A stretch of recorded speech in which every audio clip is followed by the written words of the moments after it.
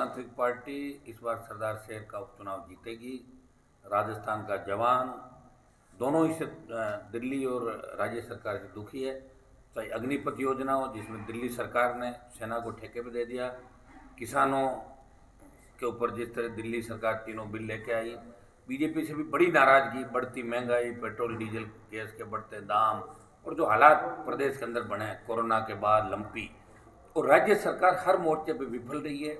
राज्य सरकार में तो अभी अधिकारी इस संशय के अंदर है कि कौन सीएम रहेगा, कौन आएगा, कौन जाएगा। इसी हिसाब से पिछले 4-6 महीने का जो चल रहा है, और उससे पहले भी जब सरकार गिर रही थी गहलोत की, तो ज़्यादातर कांग्रेस के लोग बाड़ेबंदी में होटलों में रहे।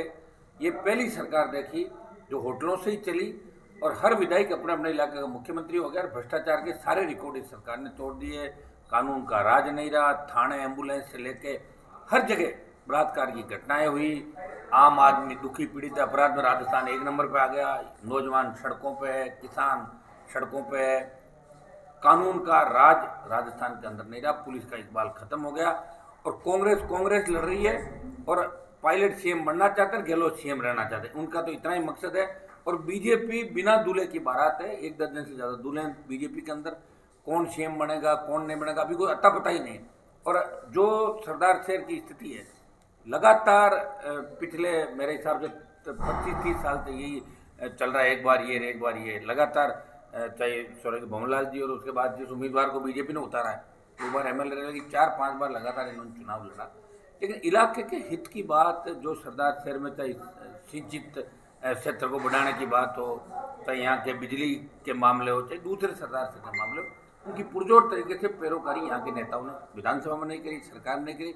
उसी का परिणाम है कि सरदार शहर जो आज़ादी के आंदोलन से पहले और बॉर्डर पे शहादत देने में एक बड़ा नाम सरदार शहर चूरू जिले का, उसके बावजूद विकास के मामले में पिछड़ा हुआ। सड़क, पानी, स्कूल, बिजली आज़ादी के 75 साल भी बाद भी लोग सरकार की ओर देख रहे हैं। ये उपचुनाव 23 की दिशा तय करेगा। राजस्थान के जवानों ने करवट ले ली है, और ये आरएलपी पहला उपचुनाव नहीं लड़ रही है। सुजानगढ़ में भी लड़ा था, साड़ा के अंदर भी लड़ा, बल्लभनगर में 2nd नंबर है, और खींवसर का उपचुनाव राष्ट्रीय लोकतांत्रिक पार्टी जीती थी। और हमें पूरी उम्मीद है कि राजस्थान के किसान के बेटे, यहाँ सर्व समाज इस बार राष्ट्रीय लोकतांत्रिक पार्टी को वोट दे के, जो यहाँ के अपने उम्मीदवार राष्ट्रीय लोकतांत्रिक पार्टी के भाई लालचंद मुंड, जो यहाँ के डेयरी के काम से जुड़े हुए चेयरमैन हैं, और लंबे समय तक इस इलाके के बीच में रहे, एक सिंपल किसान के बेटे हैं, कोई बड़े राजनीतिक परिवार से नहीं आते। तो लोगों की इच्छा है बदलाव की, और बदलाव जरूरी भी है, क्योंकि आपने देखा कि करीब करीब प्रदेशों में क्षेत्रीय पार्टियां और बदलाव हो गए, और कांग्रेस बीजेपी कई जगहों पर यूपी बिहार जहाँ चौथे 5वें नंबर पर चली गई। तो राजस्थान का मतदाता भी चाहता है कि दोनों से उब गए, एक बार ये 22 साल से जो वसुंधरा गहलोत का गठबंधन चल रहा है, इससे कानून व्यवस्था चौपट हो गई और आर्थिक स्थिति लोगों की रसातल पर चली गई। युवाओं को रोजगार नहीं, अपराधियों का ऐसा बन गया चूरू जिला। गैंगवार से लेके जो घटनाएं चूरू की धरती पर हुई, वो सारी जग जाहिर है। और निश्चित रूप से राष्ट्रीय लोकतांत्रिक पार्टी पे सरदार शहर के लोग भरोसा करेंगे, और 36 को हम भरोसा करके आरएलपी को मजबूत करेंगे, और राजस्थान का भविष्य ये चुनाव तय करेंगे। राजस्थान के लोगों ने ठान लिया कि 23 में राष्ट्रीय लोकतांत्रिक पार्टी के हाथ में सत्ता सौंपनी राजस्थान।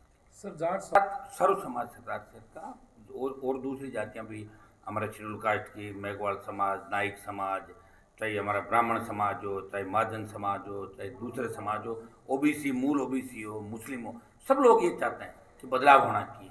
और जाट समाज का चूँकि बहुत बड़ा बाहुल्य सीट है, तो कहीं कहीं लंबे समय से उनको लग रहा है कि उनके हितों की पैरोकारी नहीं हो रही है। और मुझे तो जाट समाज के साथ साथ तमाम समाज, सर्व समाज के अंदर एक बात हमेशा, क्योंकि मैं सरदार से टच में लंबे समय से हूँ, पिछली बार भी राष्ट्रीय लोकतांत्रिक पार्टी ने यहाँ से चुनाव लड़ा और 10,000 के आसपास वोट आरएलपी पार्टी ने लिए थे। हमारी कोई तैयारी नहीं थी, चुनाव लड़ना था इस राजस्थान को बचाने के लिए। आज दिल्ली में भी अकेला हनुमान बेनीवाल लड़ रहा है, 24 मोदी की जय बोलते हैं, और एक मैं राजस्थान की जय बोलता हूँ। स्टेट के अंदर कांग्रेस से लड़ रहे हैं, जब बीजेपी कांग्रेस हाथ मिला ली तो आरएलपी पार्टी लड़ती हुई नजर आती है।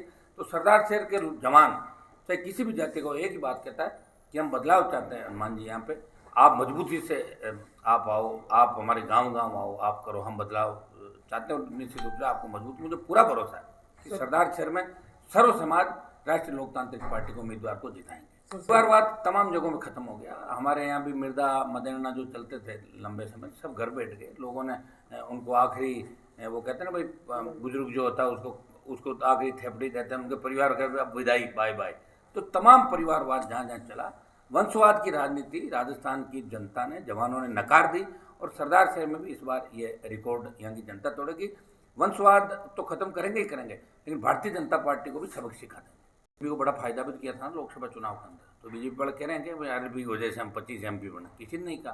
वो तो उल्टा मुझे कहते हैं कि अनुमान हमारी वजह से बना। तो मैं बार बार कहता हूँ कि 2.5-3 लाख वोट तुमने दिए, 30-35 लाख मैंने दिलाए तुम्हें, वापस दो, उधार है मेरे वोट तुम्हारे ऊपर।